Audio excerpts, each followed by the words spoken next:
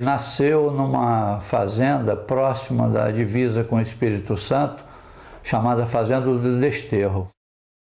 Seu pai transferiu-se depois para Morro do Coco, onde possuía lá um pequeno sítio. E a família de Nilo Peçanha, devido às dificuldades que eles passavam lá, o pai transferiu-se para Campos, onde ele era padeiro e continuou aqui com essa atividade.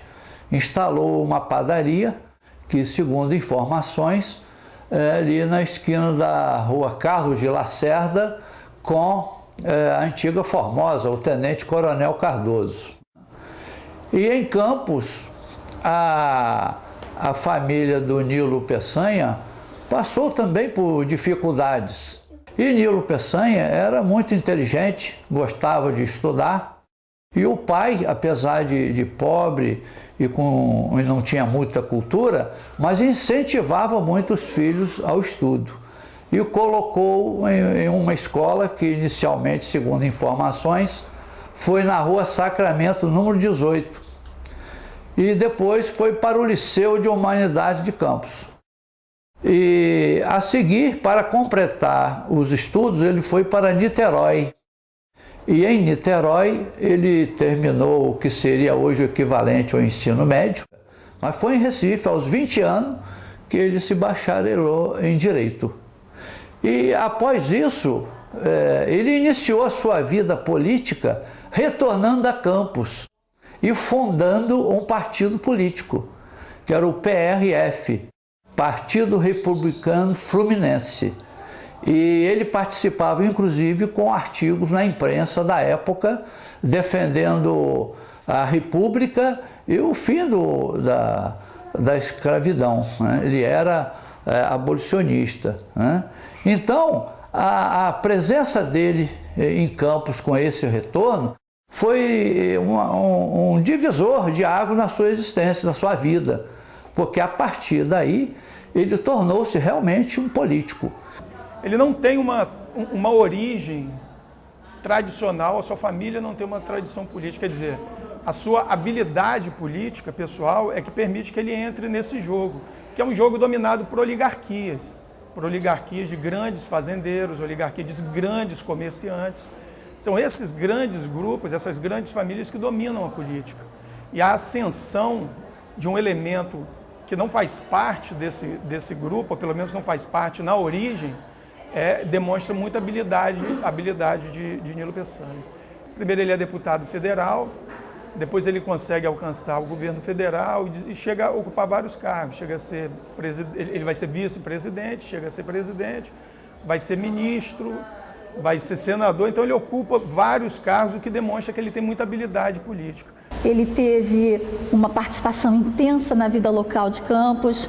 É um homem ligado a todo o pensamento corrente do final do século XIX, que envolvia, né, aquelas crenças científicas que vieram da Europa a partir de 1870.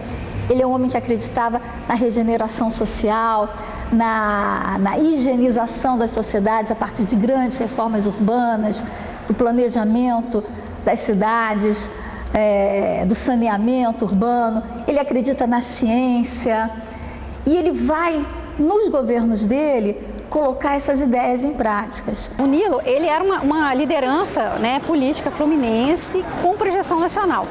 Então, assim, ao mesmo tempo que ele tinha essa questão da projeção nacional, e ele tinha uma questão dos embates dentro do próprio estado do Rio de Janeiro. Então, ele o tempo todo era um duplo movimento, era tentar consolidar a liderança nilista no estado do Rio de Janeiro e projetar essa liderança nacionalmente.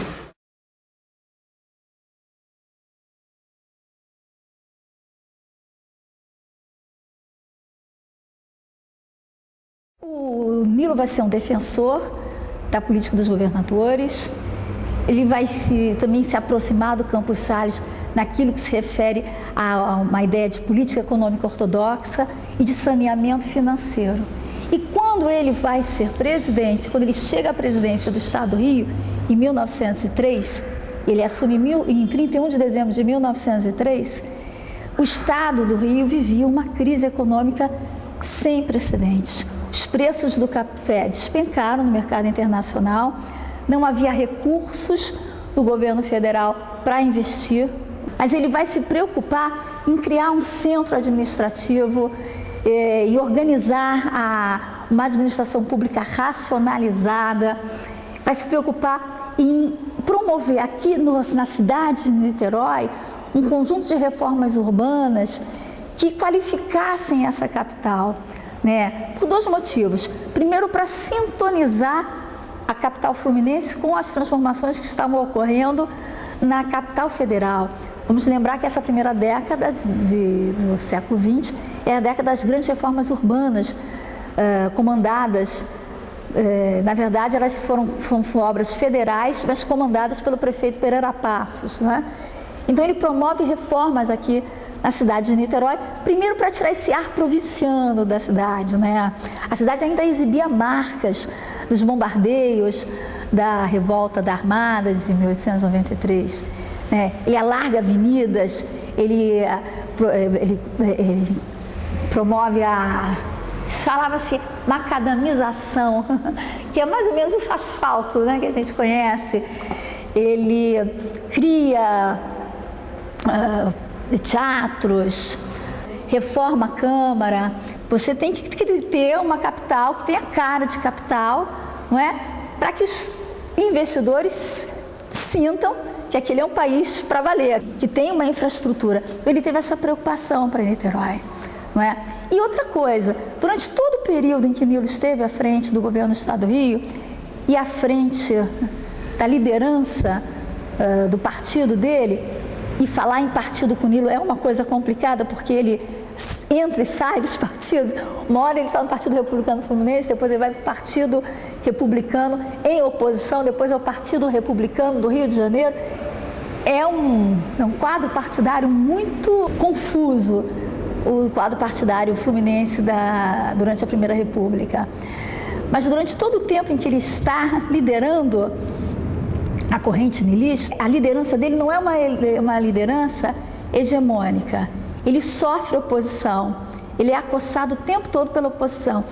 E pela oposição de Campos.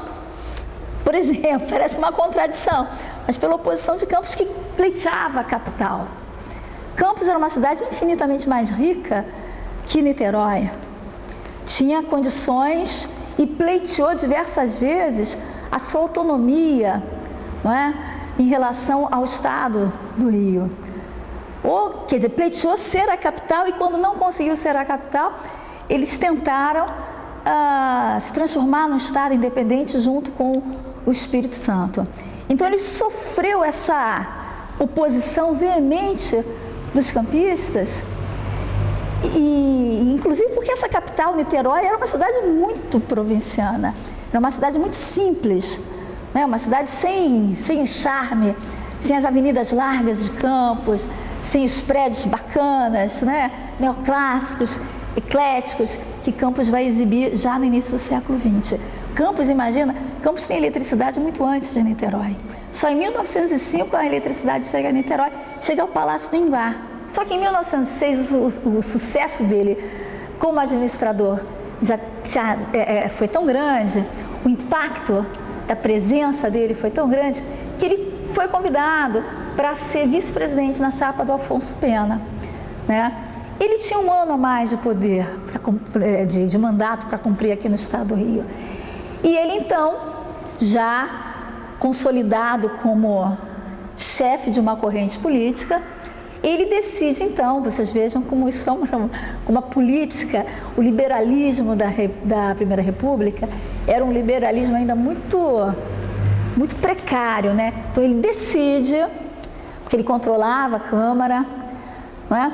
Ele decide antecipar a sucessão presidencial no Estado do Rio e indica para candidato o secretário de Estado, um dos secretários de Estado dele, que é o Alfredo Bacher. Ele confiava no Bacher como alguém que ia ser o braço dele no Estado do Rio, continuar nas políticas dele. E deixa a presidência, o Bacher assume e ele vai ser vice-presidente.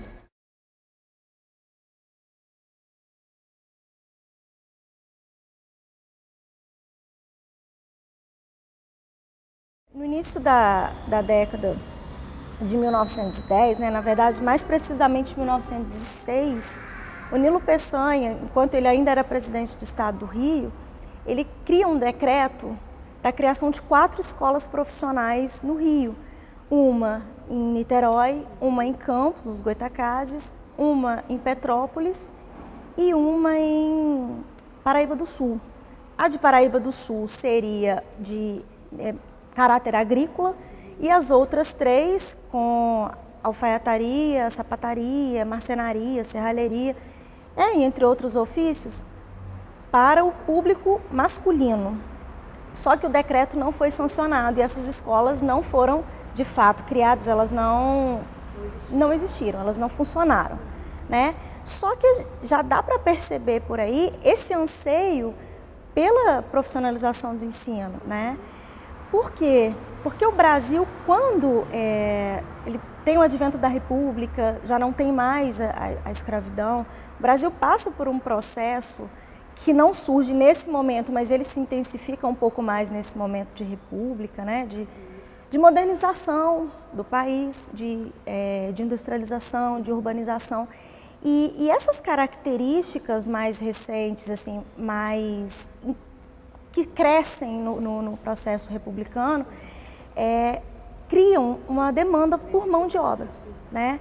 E a mão de obra, ela vem, essa demanda é atendida através do ensino profissional, que ele não só ensina um ofício aos alunos, mas ele é criado voltado para o público pobre. Os alunos do ensino profissional, eles tinham características, né? Eles eram selecionados no sentido de eles poderiam adentrar ao ensino profissional, aqueles alunos pobres.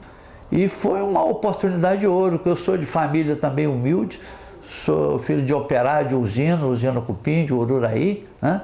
Então isso para mim foi um acesso importante para a inclusão social da minha pessoa como cidadão na sociedade campista, onde eu comecei a estudar aqui em Campos, na Rua Formosa, onde é hoje a Faculdade de Direito.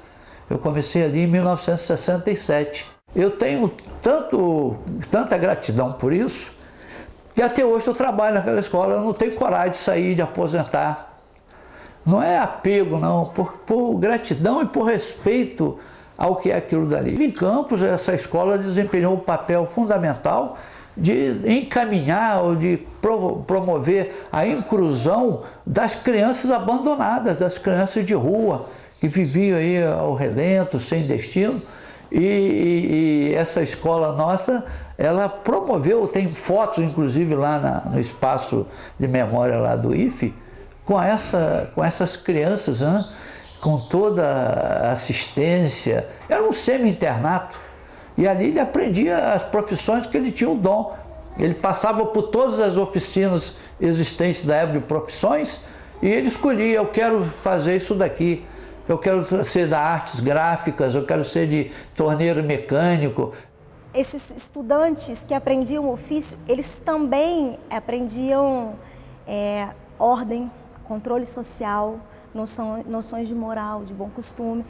O próprio Nilo Peçanha define, né, quando ele cria em 1909, já na presidência, ele cria 19 escolas de aprendizes, né, e artífices.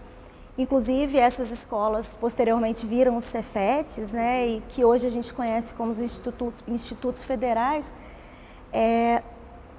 Essas escolas atendiam essa questão. O Nilo Peçanha, quando faz o discurso para defender o porquê da criação dessas escolas, né, porquê a criação desse decreto, ele defende que era uma forma de criar um cidadão útil à sociedade, um cidadão que aprende o ofício e desse ofício ele vai atender ao processo de progresso do país, mas ele também sofre um controle, né? Ele é civilizado, digamos assim. Quando tem a intenção de criar em 1906 o ensino profissional masculino, as 4 escolas, mesmo que não tenham existido de fato, mas eram todas para o público masculino. As escolas de aprendizes e artífices também eram voltadas, né, ao ensino primário gratuito, né, técnico, mas para o público masculino. O público feminino, ele era sim também pensado, mas ele só é atendido, pelo menos no estado do Rio, a partir da década de 20, com a criação da Escola Profissional Feminina Nilo Peçanha aqui em Campos, e uma foi criada em Niterói, no mesmo período, com a mesma diretriz, né, com o mesmo, seguindo as mesmas regras, os mesmos decretos, né, que foi a Aurelino Leal, que funcionou em Niterói paralelo ao profissional de Campos.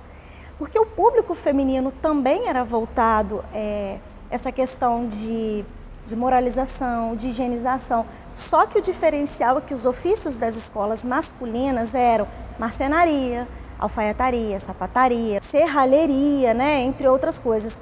Para o feminino era corte, costura, renda e bordado, chapéus. As oficinas eram voltadas muito mais para o cuidado do lar, para o cuidado dos filhos, do marido, do possível casamento, do que para a industrialização propriamente dita. Ainda que as mulheres, muitas mulheres, né, mas aí a gente já tem uma sociedade da década de 20, de 30, né, que já começa a sofrer transformações, essas mulheres trabalhavam, mas elas trabalhavam em seções profissionais de escolas.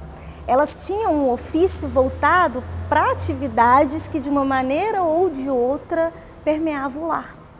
Permeava a costura, permeava o corte, permeava o bordado, a renda, o chapéu, entendeu? Então, assim, a profissionalização feminina foi mais voltada para o cuidado do lar e a masculina para atender a demanda da industrialização. A Escola Técnica Federal levou muito tempo para incluir, aceitar a menina. Quando as meninas chegaram, os meninos até gostaram, mas havia uma certa reação negativa. Mas será? Você vai ter jeito para isso? Em mecânica, a menina trabalhar com mecânica. Quer dizer, as coisas foram mudando, a cultura foi mudando com o tempo. E isso foi fantástico. E a presença das ações do governo de Nilo Peçanha, no meu entendimento, se reflete até hoje. Inclusive, sobre o profissionalizante, ele tem uma frase muito importante conhecida, que o Brasil de ontem saiu das academias, o Brasil de amanhã sairá das oficinas.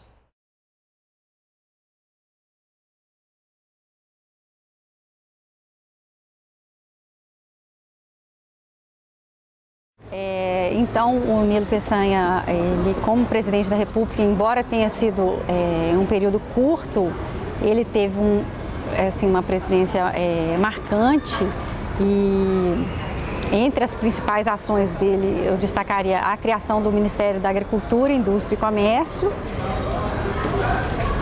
que casava com a ideologia dele e a política dele, que acreditava muito na questão da diversificação e da modernização da agricultura.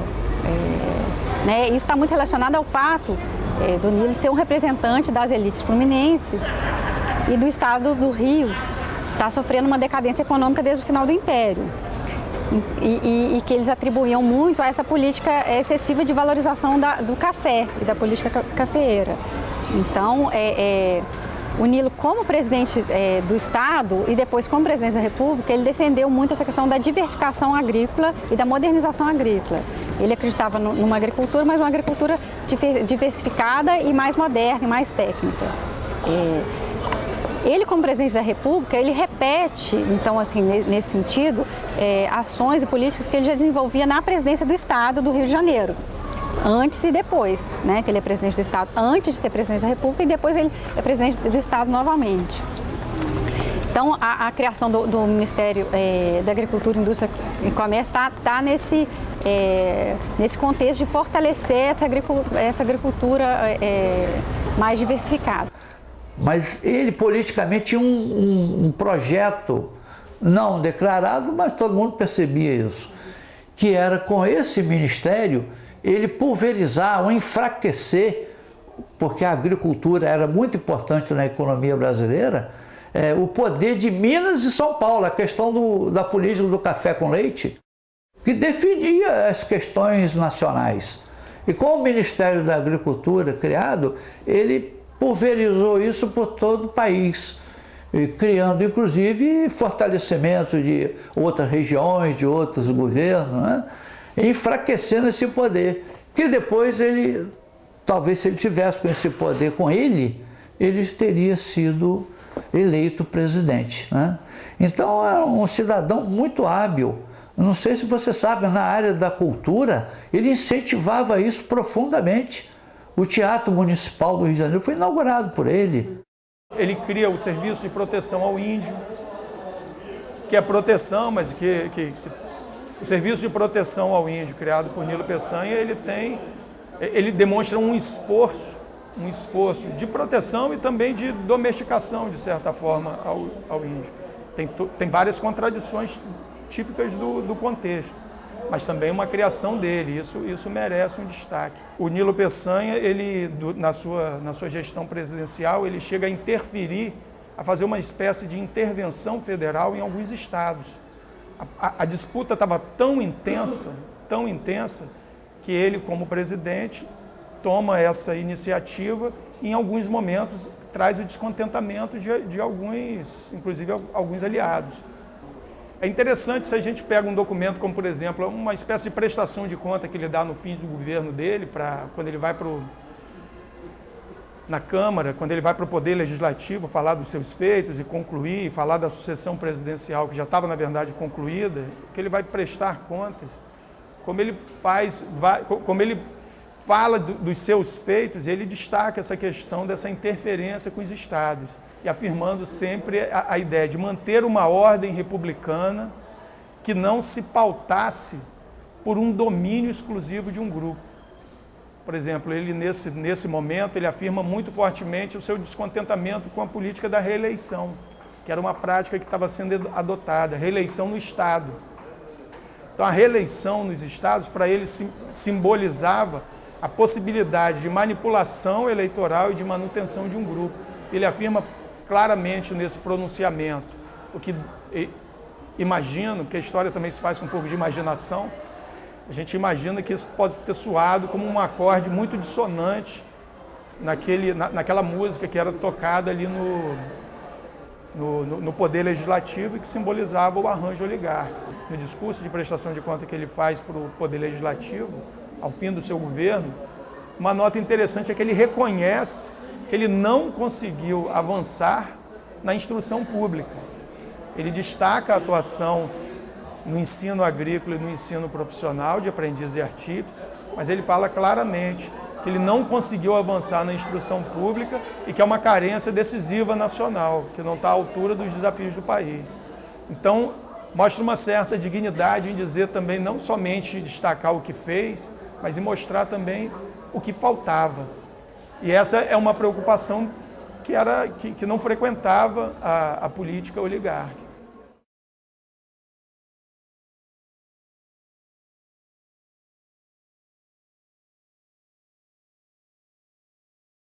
Então ele sai da presidência da República, aí primeiro ele faz uma longa viagem à Europa, né? O Nilo, durante a vida, ele fez 2 grandes viagens à Europa, que foram muito importantes para as ideias dele. Essa, logo que ele sai da presidência da República, e a segunda é um pouco, de 20 para 21, um pouco antes dele se candidatar à presidência da República. Essas 2 viagens são viagens longas e importantes e que ele vai perceber muita coisa da política europeia, da questão dos operários, da classe operária, e vai influenciar ele na política dele. Quando ele volta, ele assume o cargo de senador em 1912, se torna, né, senador da República. Em 1914, ele é eleito novamente, numa eleição muito conturbada, a presidente do estado do Rio de Janeiro. Essa eleição de 14, além disso, ela é importante porque essa eleição ele já antecipa algumas táticas que ele vai usar depois na campanha da Reação Republicana, que é a tática de fazer campanha, não só fazer articulações políticas, fazer campanha. Ele fez campanha dentro do estado do Rio de Janeiro, só que ele perde no voto. Quando eu falo perder, a gente nunca sabe, nem dessa eleição, nem da Reação Republicana, se perdeu ou não, porque as eleições dessa época eram marcadas por fraudes generalizadas.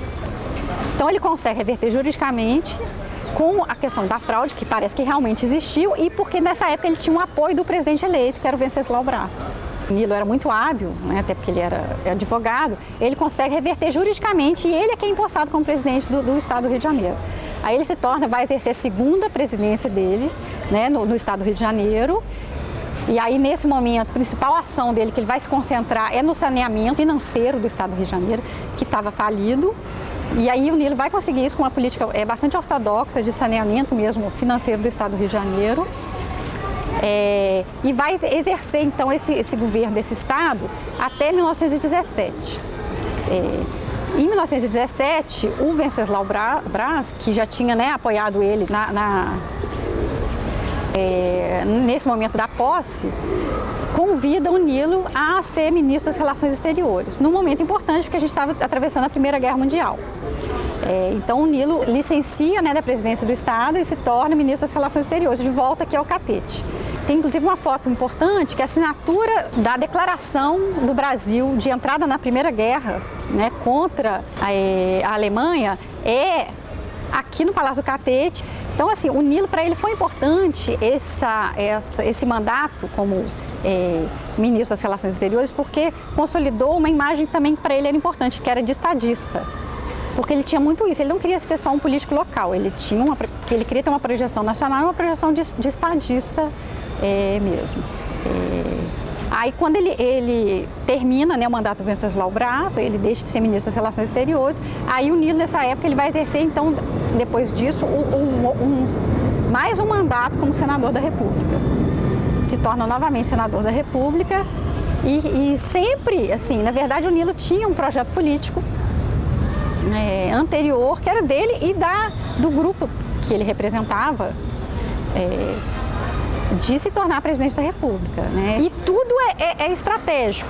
Em 21 de junho de 1921, seria lançada a candidatura oficial à presidência da República, né? O presidente da República, então, era Epitácio Pessoa, e a candidatura a ser lançada seria do Arthur Bernardes, o mineiro Arthur Bernardes, e o vice era Urbano Santos, o maranhense Urbano Santos. Esse acordo, na verdade, assim, dia 21 seria o lançamento, era só para formalizar, mas já era tudo um acordo. Então, o que acontece? O Nilo Peçanha não participa da convenção e volta da Europa no dia 24 de junho, alguns dias depois. E a recepção dele da Europa, aqui no Porto do Rio de Janeiro, já é assim: vivas a Nilo Peçanha, o futuro candidato à presidência da República. Então, assim, seja espontâneo ou não, parece que foi realmente assim, ele chegou já para dar início à campanha da reação republicana.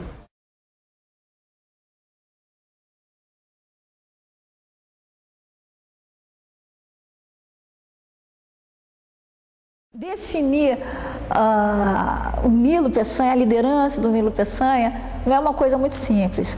Acho que é importante caracterizar o apego dele, a crença dele na ciência, em promover a educação e uma agricultura cientificizada, né? Portanto, que pudesse ter uma qualificação da mão de obra e uma qualificação da agricultura no Brasil. É importante destacar isso. É importante destacar que Nilo foi um oligarca. Nesse sentido, ele foi um político do tempo dele, que regeu com mãos de ferro a bancada nilista na Câmara Estadual.